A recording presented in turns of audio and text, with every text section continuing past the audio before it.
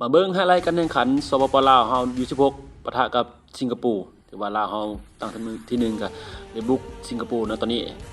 เพราะว่าสูสีกันเนาะถือว่าสิงคโปร์ก็บุกใส่หลายก่อนเป็นบ้านสิงคโปร์ตัดเข้ามาสิงคโปร์โยนเข้ามาลูกนี้ทุบออกมาแต่บ้านจังหวะนี้มาเบิ่งโอ้ตัดบ่ทันเมื่อกี้มันตักเลี่ยงเฮาปะทะกับทีมสิงคโปร์คือว่าเป็นจุดโทษเนาะซัดลูกนี้บ่เหลือในนาทีที่11เนาะสิงคโปร์ขึ้นนำจากแอนดี้นะแอนดี้ลิฟากี้ที่ลาวเฮาสีกันดากระซากไปตามผู้เล่นของสิงคโปร์ถือว่าได้จุดโทษเนาะกับทีมสิงคโปร์สีกันดากระซากไปบ่ผ่านถือสกัดของสิงคโปร์มาเบิ่งว่าพยัคฆ์ใส่มาเลขที่9จะยิงประตูทวิตให้ทีมชาติลาวU16เรียบร้อยแล้วนี่คือว่าลาวเฮาตีเสมอ1-1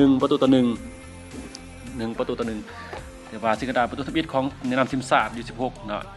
ในการยิงของ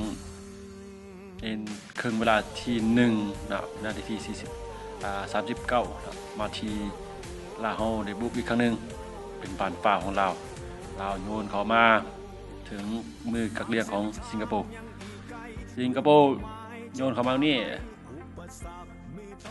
ซัดเข้าไปที่40เนาะมาโยนออกมาลาวตู้เข้ามาเนาะแต่บ่ผ่านทางสิงคโปร์สีก็ได้ม่วงออกไปอย่างน่าเสียดายเนาะพี่เนาะมาเบิ่งสิงคโปร์ยิงไกลตรงนี้หรือว่าลักไกลเนาะจังหวะนี้สีกันดากระซากขึ้นมาให้พยักลบ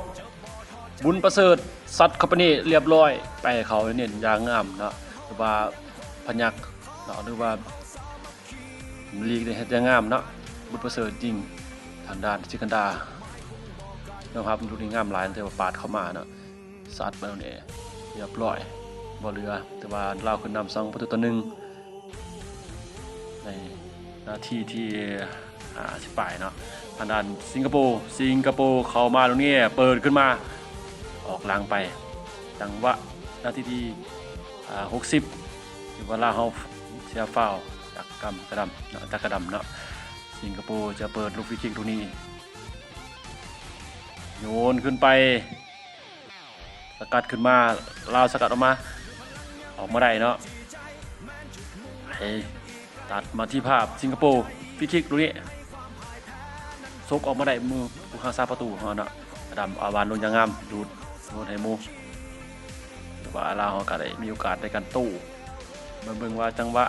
โอ้อาจารย์กาลญาบางนามือครึ่งเนาะอาดำโยนขึ้นไปกักเลี้ยงจับบ่อยู่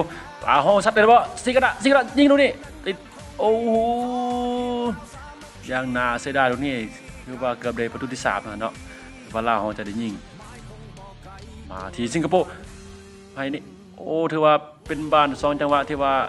กรรมการเห็นว่าตั้งเจตนาให้ผู้รักษาประตูจับเอาเนาะถือว่าเป็นบ้าน2จังหวะบ่แม่นวัดสกัดเพิ่นว่าแต่ว่าลาวเฮาก็ได้เสียบ้าน2จังหวะสิงคโปร์ตรงนี้ยิงติดทางด้านสิกระดาออกไปได้เตะมุมรอดไปทีมชาติลาวเกือบตีเสมอไปได้นี่มาที่ลาวเฮาขึ้นมาทางนี้ด้านซ้ายขึ้นมาผ่านบ่ยังบ่ผ่านเนาะถือว่าเป็นบ้านเตะมุมของลาวเฮาโน่นขึ้นไปตรงนี้โชคมาปู้อย่างน่าเสียดายหลุดออกไปได้จังได๋เนาะปาลินเดชเนาะที่ว่ามุงเกือบได้มาที่ลาวเฮาสิงคโปร์มันมาลาวมาทีนึง